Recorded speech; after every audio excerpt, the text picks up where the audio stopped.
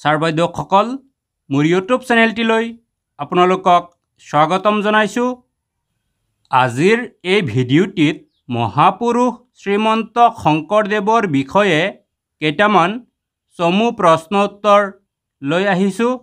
ভিডিঅ'টি ভাল লাগিলে like, share আৰু কমেণ্ট কৰিব। বলক এতিয়া পলম নকৰি ভিডিঅ'টি আৰম্ভ কৰোঁ। মহাপুৰুষ শ্ৰীমন্ত শংকৰদেৱৰ জন্ম কেতিয়া হৈছিল? 1449 চনত। শংকৰদেৱৰ জন্ম ক'ত হৈছিল? বৰদোৱাৰ ওচৰৰ আলিপুখুৰী নামে ঠাইত। শংকৰদেৱৰ পিতৃৰ নাম কি আছিল? কুসুম্বৰ ভূঞা। শংকৰদেৱৰ পিতৃ আৰু কি নামেৰে জনাজাত আছিল? শিৰোমণি ভূঞা। শংকৰদেৱৰ মাতৃৰ নাম কি আছিল? সত্যসন্ধ্যা। শংকৰদেৱৰ বুঢ়ী মাকৰ নাম কি আছিল? খেৰসুতী। শংকৰদেৱৰ শিক্ষাগুৰু কোন আছিল? মহেন্দ্ৰ কন্দলী। শংকৰদেৱৰ প্ৰথমা পত্নীগৰাকীৰ নাম কি আছিল? সূৰ্যৱতী। শংকৰদেৱৰ দ্বিতীয়গৰাকী পত্নীৰ নাম কি আছিল? কালিন্দী।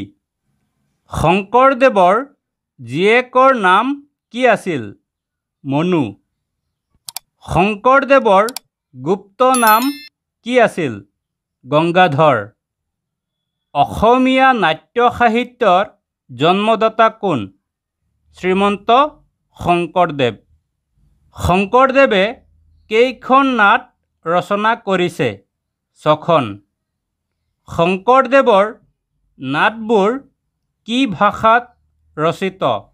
ব্ৰজাৱলী ভাষাত।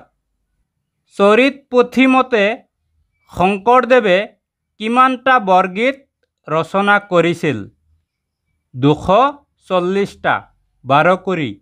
শংকৰদেৱে ৰচনা কৰা মুঠ কিমানটা গীতৰ সংগ্ৰহ পোৱা যায়? 1.5 কুৰি। 30টা। শংকৰদেৱ আৰু কি নামেৰে জনাজাত আছিল? ডেকাগিৰি।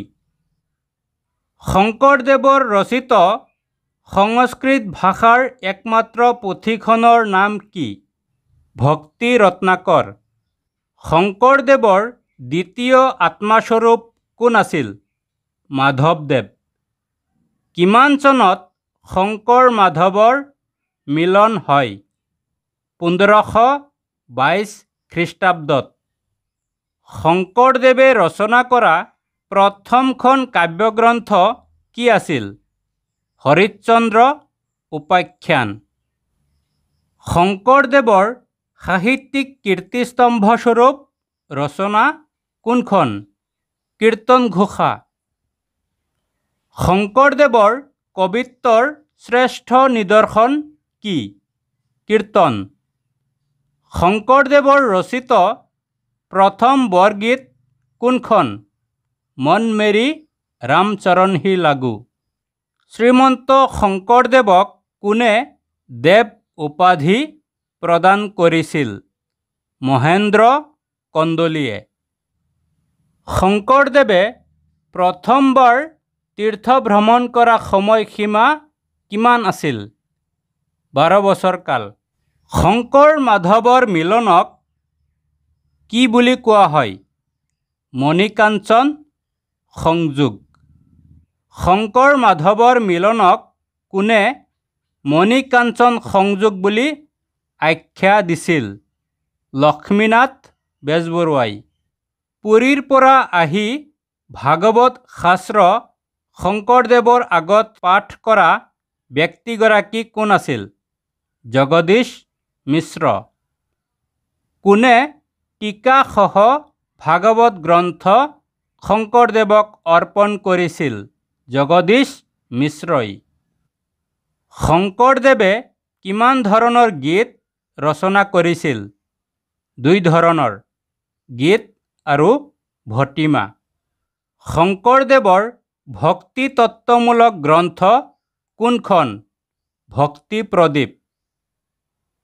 এক দেৱ এক সেৱ, এক বিনে নাই কেৱ। উদ্ধৃত কথাষাৰি কোনে কৈছিল? শ্ৰীমন্ত শংকৰদেৱে। কুকুৰ শ্ৰীগাল গৰ্ধবৰু আত্মাৰাম, জানিয়া সবাকো পৰি কৰিবা প্ৰণাম। উদ্ধৃত কথাষাৰি কোনে কৈছিল? শ্ৰীমন্ত শংকৰদেৱে।